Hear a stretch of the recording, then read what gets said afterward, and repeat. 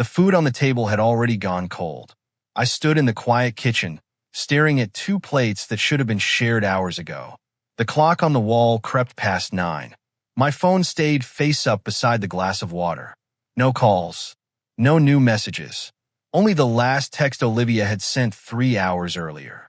Running late. Another meeting. Don't wait for me. I smiled anyway. It had become a habit. Every evening I convinced myself tomorrow would be different. Tomorrow she would come home early. Tomorrow we would laugh again. Tomorrow she would remember that we were still husband and wife. Tomorrow always stayed tomorrow. The front door never opened. With a quiet sigh, I wrapped her dinner and placed it inside the refrigerator beside several other untouched meals. The shelves held more forgotten dinners than groceries. I turned off the kitchen light. Our house looked beautiful. It had everything except warmth. The next morning began exactly the same way. Olivia hurried around the bedroom, answering emails before breakfast. One hand fixed her hair, while the other typed another message. "You'll be home tonight?" Her eyes stayed on the screen. "I'll try." Those 2 words had become the answer to almost everything. I picked up my coffee. "Our anniversary is tonight." She finally glanced at me. A slow blink. Then another notification pulled her attention away. "I know." Nothing else. No smile. No excitement. Just another calendar reminder squeezed between meetings. She grabbed her handbag. "I'm getting late." The front door closed before I could wish her a good day. I remained in the hallway for another minute, listening to the silence she left behind. Daniel dropped by my office that afternoon. He leaned against my desk and crossed his arms. "You still cooking every night?" I laughed softly. "Someone has to." He shook his head. "Ethan, when was the last time she actually ate dinner with you?" The answer came too quickly inside my head. 3 weeks. Maybe 4. I looked away. "She's busy." Daniel didn't argue. Sometimes people stop arguing because they already know the truth. He simply placed a hand on my shoulder. "Don't lose yourself trying to save someone who isn't trying with you." His words stayed with me long after he left. That evening I wore the same navy suit Olivia once told me made me look handsome. 5 years of marriage deserved something special. The restaurant overlooked the city lights. Candles glowed across every table. Couples laughed. Someone proposed near the window. Applause filled the room. I checked my watch. 7:15, 7:40, 8 o'clock. Every passing minute made the empty chair across from me feel heavier. The waiter approached with an apologetic smile. "Would you like to order while you wait?" "Just a little longer." Another 20 minutes disappeared. Then I saw her. Relief rushed through me until I noticed she wasn't alone. Ryan walked beside her. Expensive suit. Perfect smile. The kind of confidence that made every room notice him. Olivia laughed at something he whispered. It wasn't a polite laugh. It was real. The kind I hadn't heard from her in months. She reached our table. "Oh, sorry." She barely sounded embarrassed. Meeting ran longer than expected. Ryan extended his hand. "Ethan, nice finally meeting you." I accepted the handshake. "Nice to meet you too." Olivia smiled toward him. I kept talking about him. Ryan laughed. "So you're the famous husband." Before I could answer, another couple from Olivia's office joined us. Someone pulled another chair. Someone ordered drinks. Our anniversary dinner quietly became a work gathering. The conversation moved around me. Marketing, clients, promotions, business trips. Every time Olivia laughed, Ryan seemed to know exactly what to say next. I listened. I smiled when expected. Inside, something slowly cracked. One of her coworkers lifted a glass. "So, how's married life treating you too?" Olivia let out a playful sigh. "Oh, Ethan?" She pointed toward me with a grin. "He's basically my roommate." Laughter spread across the table. Someone joked about separate bedrooms. Another person laughed even louder. Ryan smiled awkwardly. Only then did he realize the joke wasn't funny. I forced a smile. My hands remained under the table because I didn't trust them to stay steady. Nobody noticed. Or maybe they did. Nobody stopped laughing. Dinner ended much later than it should have. Outside, cool air brushed across the parking lot. Ryan waved goodbye before driving away. The silence between Olivia and me lasted until we reached our car. I unlocked the doors. She reached for the passenger seat. Olivia. She stopped. What? What was that? A confused expression crossed her face. What do you mean? The roommate joke. It was just a joke. It wasn't funny. She folded her arms. You always take everything personally. Because I'm your husband. You are. Another pause. But honestly, she looked toward the dark street instead of me. Our marriage hasn't felt real for a long time. The words landed harder than shouting ever could. What? She rubbed her forehead. We're living together because it's easier. We eat separately. We barely talk. We're busy. We're married. She let out a tired breath. Are we? I couldn't answer. She continued quietly. If we're being honest, this marriage feels fake. The world around me seemed to slow. Cars passed behind us. People walked by. None of it reached me anymore. She wasn't angry. She wasn't trying to hurt me. That almost made it worse. She truly believed what she had just said. Our marriage only exists because neither of us has signed divorce papers. I searched her face for regret, for hesitation, for anything. There was only exhaustion. I didn't know you felt this way. You never asked. I've been trying for years. I know. Her voice softened, but trying isn't the same as fixing. She opened the car door. I'm tired. The conversation ended before I found another sentence. The drive home felt longer than usual. She rested her head against the window. I kept both hands on the steering wheel. Neither of us turned on the radio. The silence wasn't peaceful. It was crowded with everything we hadn't said. After midnight, I heard our bedroom door close. Olivia had gone to sleep. I wandered through the living room without knowing why. Then my eyes settled on the framed wedding photograph hanging above the fireplace. Two smiling faces. Two people who believed love could survive anything. I stepped closer. My fingers brushed the edge of the frame. Back then, she had looked at me as if I were her whole world. Back then, I believed that expression would never disappear. Maybe it hadn't disappeared all at once. Maybe it had faded one ignored dinner, one canceled date, one unread message, one lonely night at a time. I lifted the frame from the wall. The empty space behind it looked strangely honest. Holding the photograph against my chest, I stood alone in the quiet house.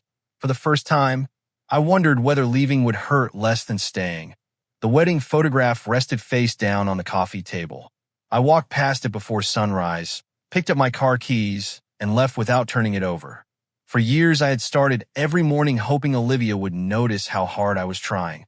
That morning, I noticed something instead. She wasn't the only person I had been ignoring. I had been ignoring myself. My phone buzzed while I was driving. Olivia, did you leave already? Normally, I would have answered in seconds. Drive safely. Don't forget lunch. Love you. My thumb hovered over the keyboard. Then I locked the screen, not because I wanted to punish her, because I finally understood that chasing someone who kept walking away only taught them I would always follow. Grace's office overlooked a quiet park. She greeted me with a gentle smile, then noticed my face. You didn't sleep? I don't think I wanted to. She handed me a cup of coffee before sitting across from me. Neither of us rushed into the conversation. The room felt calm. That calm made everything inside me louder. Grace folded her hands. What happened? I stared at the steam rising from my cup. Last night my wife called our marriage fake. She didn't interrupt. She said we're only together because nobody has signed divorce papers. A long breath escaped her. And what do you believe? I believed we were struggling. Another pause. Now I don't know what I believe. Grace reached into a drawer and placed a blank legal folder on the desk. Love asks for effort.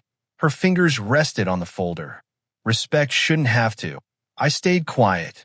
If someone has to keep proving they deserve kindness inside their own marriage.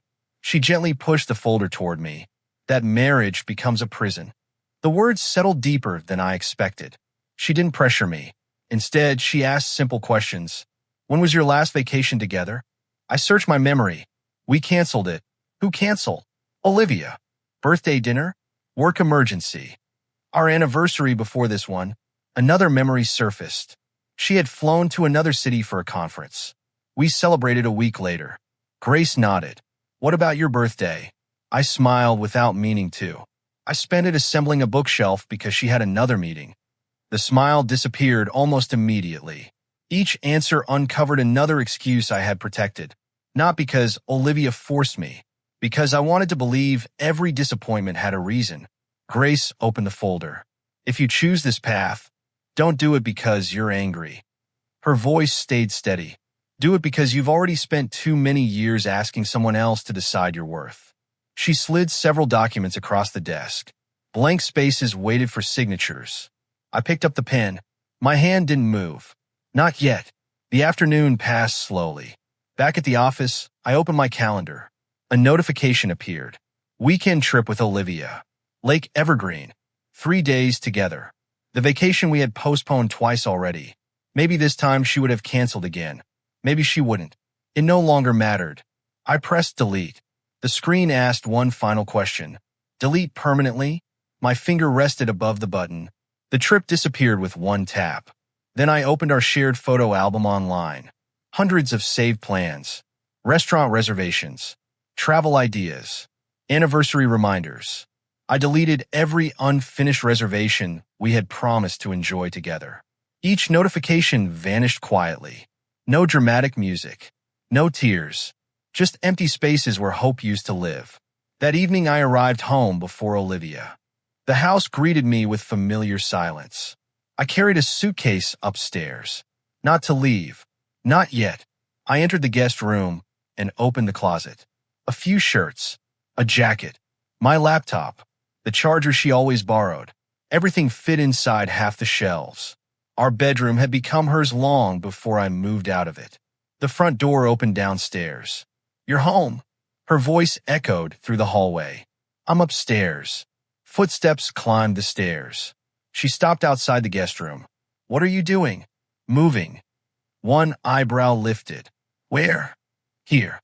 A small laugh escaped her. Oh. She leaned against the doorway. So this is your dramatic phase? I folded another shirt. I'm just giving us space. Ethan. She smiled as if speaking to a stubborn child. You'll get over this. I zipped the suitcase closed. I'm not trying to win an argument. There isn't an argument. Exactly. She watched me place my toothbrush inside the bathroom connected to the guest room. You've never slept in here. I know. You hate this mattress. I'll manage. She shook her head. This is ridiculous. Maybe it was. Maybe staying had become even more ridiculous. Dinner came and went without conversation. She ordered takeout. My plate stayed untouched while I answered work emails. Halfway through the meal, she finally spoke again. Are you still upset about last night? I placed my fork down. You weren't joking. Her smile faded. I was frustrated. You called our marriage fake. I didn't mean every word, but you meant enough of them. She rubbed her temples. This doesn't have to become some huge crisis. It already is. She leaned back. So what now? I'm thinking. About what? Our future. She shrugged. Fine. That single word hurt more than anger. Not because she wanted space. Because she sounded relieved to have it. 2 days passed. I stopped texting during lunch. Stopped reminding her to eat. Stopped asking when she'd be home.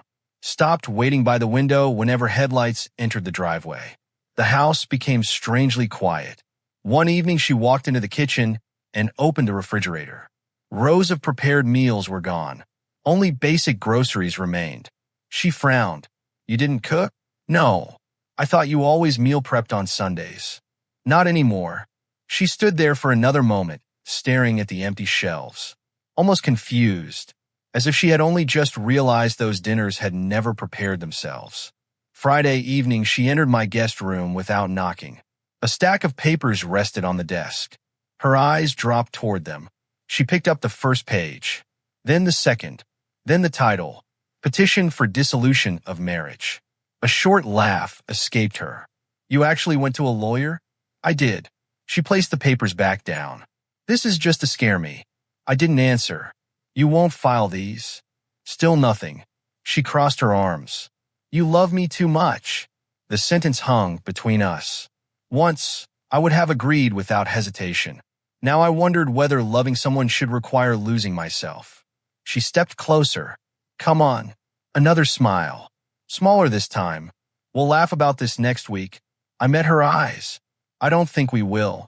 Something changed in her expression, only for a second. Then she forced another confident smile and walked away. The bedroom door closed. She believed I was bluffing. She believed I would always stay. Later that night, after the house grew quiet, I walked into the dining room. The legal papers rested neatly in my hands. I picked up the pen Grace had given me. One signature, then another. The ink dried within seconds. Years of hope had taken far longer to disappear. I placed the signed documents in the center of the dining table. The morning sun would find them before either of us spoke another word. This time, they already carried my signature. The divorce papers were still lying on the dining table when I walked downstairs. Morning light spilled through the windows. Nothing else had moved. Olivia stood beside the table, one hand resting on the papers. Her coffee had gone untouched. You actually signed them. I picked up my car keys. I did. She searched my face, almost waiting for a smile. A laugh. Anything that would prove this was only another argument. You've made your point. I wasn't trying to make one.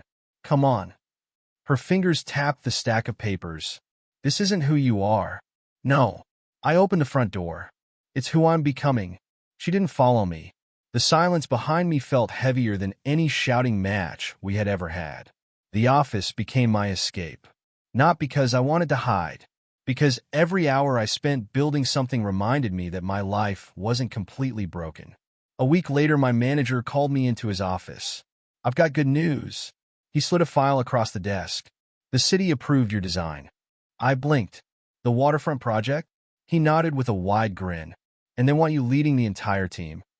For a moment, I couldn't speak. Months of late nights. Endless revisions. Every sacrifice suddenly had meaning. He stood and shook my hand. You earned this. Walking out of his office, I realized something strange. The first person I wanted to tell wasn't Olivia anymore. That evening, Daniel invited me over for dinner. His wife filled my plate before I even sat down. You've gotten thinner. I've been busy. Daniel smiled. No. He pointed his fork toward me. You've been carrying a marriage on your back. His words would have annoyed me a month earlier. Now they only sounded honest. After dinner, we sat on the porch. The summer air felt peaceful. So, he leaned back. How's the guest room? I sleep better. Really? I don't spend the night waiting for footsteps anymore. He nodded slowly. I've wanted to hear that from you for years. I turned toward him. You knew. He smiled sadly. We all knew. The answer stayed with me during the drive home. Everyone had noticed the loneliness except the man living inside it. The house greeted me with darkness. Olivia hadn't returned yet. I walked into the kitchen. The refrigerator held only a few groceries. No carefully packed lunches. No labeled containers. No homemade soup waiting for cold evenings. The routines that once kept our home alive had quietly disappeared. Not because I wanted revenge, because I had stopped pretending everything was normal. Another week passed. Work filled my calendar. Meetings, presentations, site visits. Every morning I woke up with a purpose that had nothing to do with saving my marriage. My phone buzzed while I measured blueprints. Olivia, will you be home for dinner? I read the message, then placed the phone back into my pocket. Hours later, another notification appeared. Just asking. By the time I reached home, she was already sitting at the dining table. 2 plates waited between us.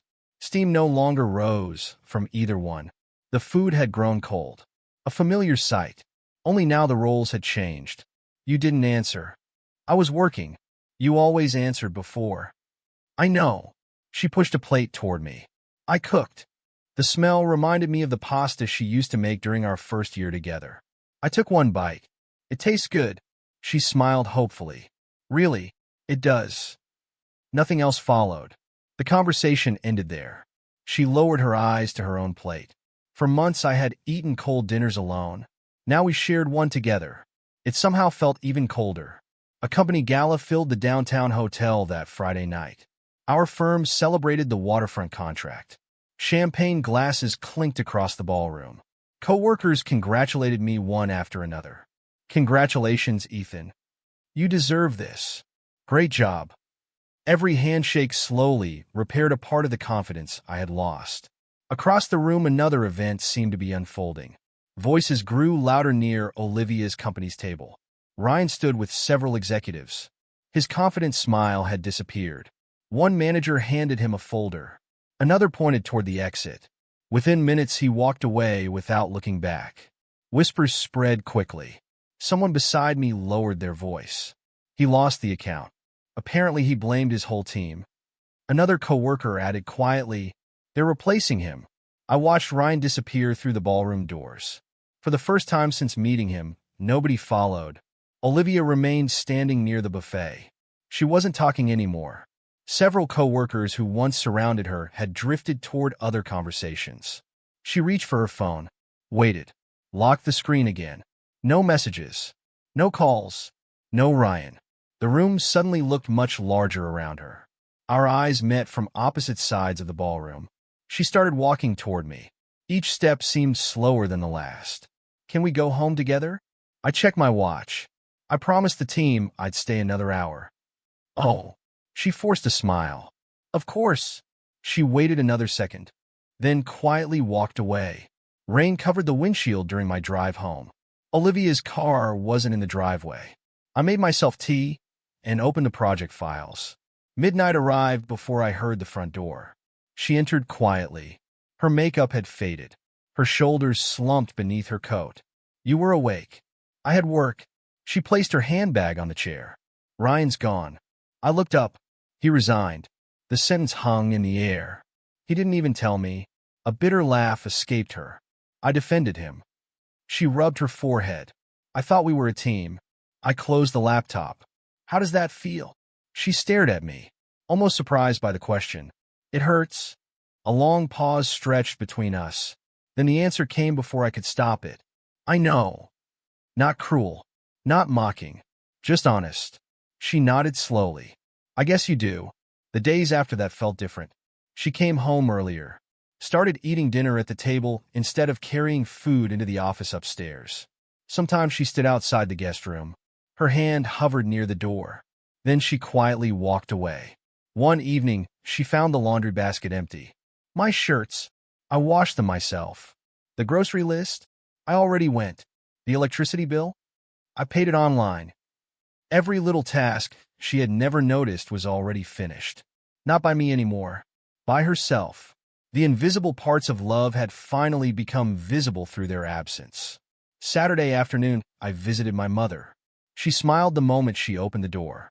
"You look lighter." "I don't think anything has changed." "It has." She touched my cheek. "You're standing straighter." We drank tea in the garden. Flowers swayed gently in the breeze. "You still love her?" The question wasn't really a question. I do. And yet, I finally love myself enough to stop begging. My mother reached across the table and squeezed my hand. I've been praying for that day. Late that night, I returned home. The hallway light remained on. Olivia sat alone in the living room. The wedding photograph still rested face down where I had left it weeks earlier. She picked it up carefully. Her fingers brushed the frame. Then she reached into her pocket. The wedding ring she had stopped wearing after claiming it felt uncomfortable rested in her palm. She turned it slowly. A long breath escaped her. Without speaking, she slipped it back onto her finger. I stood quietly in the hallway. She never realized I was there. I turned away before she could. Some victories don't sound like celebration. Sometimes they arrive wrapped in silence. The smell of fresh coffee woke me before my alarm. For a second, I thought I was dreaming. That smell used to greet me every morning during our first year of marriage. I walked downstairs slowly. Olivia stood in the kitchen wearing one of my old sweaters. Pancakes rested on 2 plates beside a bowl of fresh fruit. She turned when she heard my footsteps. "I wasn't sure what you still liked." A small smile appeared on her face. I remembered pancakes. The memory warmed the room. Not my heart. I pulled out a chair. "Thank you." She waited for something more. The silence answered instead. Breakfast ended with untouched words. She carried the empty plates to the sink. I canceled my Chicago trip. I folded my napkin. "You worked hard to get that project." I wanted to stay home. A quiet nod was all I could offer. "You don't have anything to say?" I hope you made the decision for yourself. Not for me. Her shoulders lowered. She understood the part one didn't say. The changes continued every day. She came home before sunset. Her laptop stayed inside its bag. The television remained off while she cleaned the kitchen after dinner. One evening, I found fresh flowers on the dining table. Another night, she lit candles without any special occasion. She wasn't pretending anymore. She was trying. Months ago, I would have called it a miracle. Now it felt like a memory arriving after the funeral. My phone rang during lunch. Mom, can you come over tonight? Everything okay? I invited Olivia. The word surprised me. I think it's time. Dinner at my mother's house felt different from every family gathering before. Nobody laughed too loudly. Nobody forced cheerful conversations. Daniel poured everyone a drink before sitting down. Mom served dinner with careful hands. Olivia thanked her softly. The meal continued for several minutes before Daniel finally leaned forward. I need to ask something. He looked directly at Olivia. When Ethan spent his birthday alone, his voice stayed calm. Were you really working? She lowered her fork. I was at a company dinner. With Ryan? A slow nod. Daniel didn't raise his voice. He waited all night. I know. You promised him dinner. I know. You forgot your anniversary the year before. I know. Each answer became quieter. Mom reached across the table and gently covered Olivia's trembling hand. My son never asked for expensive gifts. Her eyes filled with sadness. He only wanted your time. Olivia's lips parted. Nothing came out. She pressed a hand against her mouth. I thought. A tear slipped onto the tablecloth. I thought there would always be another chance. Daniel leaned back. That's the dangerous thing about tomorrow. No one owns it. The room became still. Not uncomfortable. Just honest. Later that evening, Olivia stopped me near the front door. I never cheated on you. I know. I know you probably wondered. I did. She took a deep breath. Ryan made me believe work had to come before everything. I listened quietly. He kept saying successful people sacrifice relationships. Another shaky breath. I believed him because it was easier than admitting I was making selfish choices. The night air drifted through the open doorway. I blamed work. I blamed stress. I blamed deadlines. She wiped another tear away. But none of those things made my decisions. No. I met her eyes. They didn't. She closed them for a second. I did. A week later, news spread through the business community. Ryan had become the center of an internal investigation. Several employees reported that he had taken credit for other people's work. Others revealed manipulated reports and broken promises. One article described him as a leader who built success by using everyone around him. Coworkers couldn't stop talking about it. One of them leaned against my office door. Looks like karma finally caught him. I thought about that for a moment. No. He frowned. What do you mean? Karma caught him. I picked up another blueprint. But Ryan never destroyed my marriage. The word surprised even me. Olivia had already been drifting away long before he entered the picture. He simply benefited from the distance she created. Realizing that removed the last excuse I had been carrying. Grace called 2 days later. The mediation date is confirmed. My fingers tightened around the phone. I'll be there. The conference room felt colder than I remembered. A long wooden table divided the room. Grace sat beside me. Olivia sat across from us. Between us rested one thin folder. 5 years of marriage reduced to paperwork. The mediator spoke gently. We're here to discuss whether reconciliation is possible. Grace turned toward me. You may begin whenever you're ready.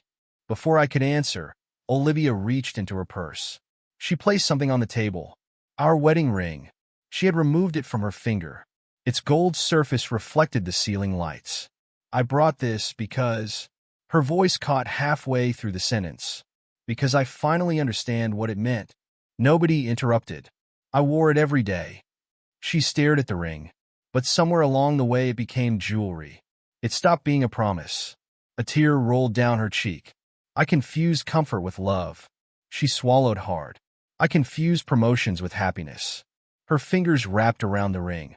I kept believing success would give me time for us later. Another long pause. There wasn't a later. She lifted her eyes toward me. I don't expect forgiveness. I don't expect another chance. I only need you to know." Her voice nearly disappeared. "That I finally see everything you carried by yourself." The room stayed quiet. Every word sounded real. Not because she cried, because she wasn't asking me to erase the past. She was finally willing to face it. I leaned forward slowly. "I believe you're sorry." Hope flickered across her face. Then I continued. "But the hardest part isn't believing you. It's accepting that I stopped waiting." Her shoulders shook. "I know. I spent years asking for the version of you sitting in front of me today." The sentence hurt both of us. "When I needed you, I rested my hand on the folder. You were always planning to love me tomorrow." She closed her eyes. "I know. And now you're here." A slow breath escaped me. But I'm no longer the man who kept begging. The mediator quietly closed the folder. "I understand." No arguments followed. No dramatic speeches.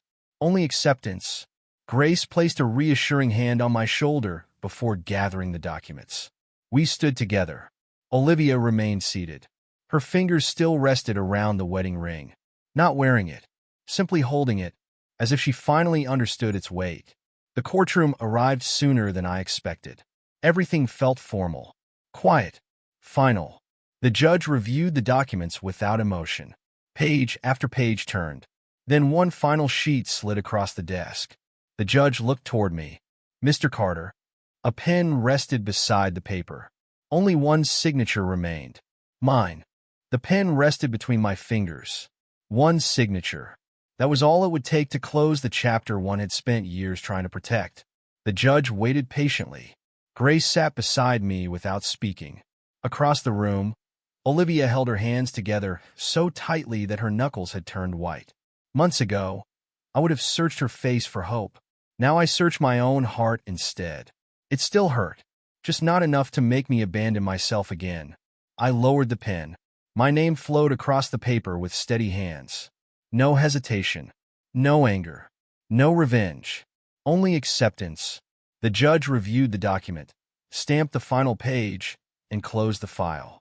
"This marriage is now legally dissolved." The words echoed through the quiet courtroom. 5 years had ended in less than 10 seconds. Nobody rushed toward the exit. Grace gathered her briefcase. She glanced at me with a gentle smile. "You okay?" I nodded. "I think I finally am." She squeezed my shoulder. "You fought harder than anyone could have expected." "I fought too long." A small smile appeared on her face. "Maybe." She paused beside the courtroom door. "But at least now you're walking in the right direction." Olivia remained near the bench after everyone else had started leaving. She stepped closer. Not too close. Just enough for one final conversation. "I won't keep you." Her voice sounded calmer than I expected. "I just wanted to thank you." I waited quietly. "You never embarrassed me. You never tried to destroy my career. You never turned people against me." A faint smile crossed my face. "I loved you." She lowered her eyes. "I know." Another long breath.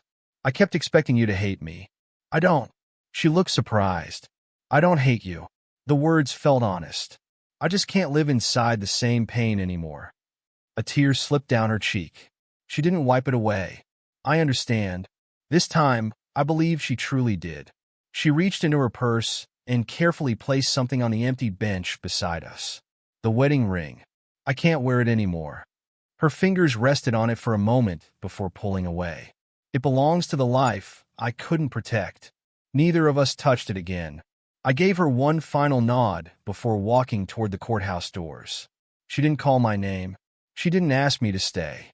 Some goodbyes become meaningful because both people finally stop fighting reality. 3 months passed. Spring slowly replaced winter. The guest room disappeared from my life. So did the heavy silence that had filled every corner of the old house. I moved into a small apartment near the river. It wasn't as large as the home Olivia and I had shared. It didn't need to be. Everything inside belonged to my future instead of my memories. The first evening there, I hung one picture on the living room wall. Not our wedding photograph. A picture of my parents laughing in the backyard years ago. It reminded me that love could still exist without pain. Work continued changing my life. The waterfront project officially began construction. Walking across the site, Every morning filled me with quiet pride. Young architects often approach me with questions. One afternoon, a new employee smiled nervously. "How do you stay so calm under pressure?" I looked across the unfinished buildings. I stopped trying to control people. He waited for more. "I only try to control the person I become." He smiled. "I'll remember that." Funny. Months earlier, I hadn't known that lesson myself. Family dinners became part of my routine again. Mom no longer watched me with worried eyes. Daniel still teased me every chance he got. "You finally smile without forcing it." I laughed. Apparently, he leaned back in his chair. "So, when are you taking a vacation?" I actually booked one. His eyebrows lifted. "By yourself?" "Why not?" He grinned. "That's my brother." The conversation moved to lighter topics. For the first time in years, nobody carefully avoided mentioning my marriage. It no longer controlled every room I entered. One quiet afternoon, Grace invited me for coffee. She slid a newspaper across the table.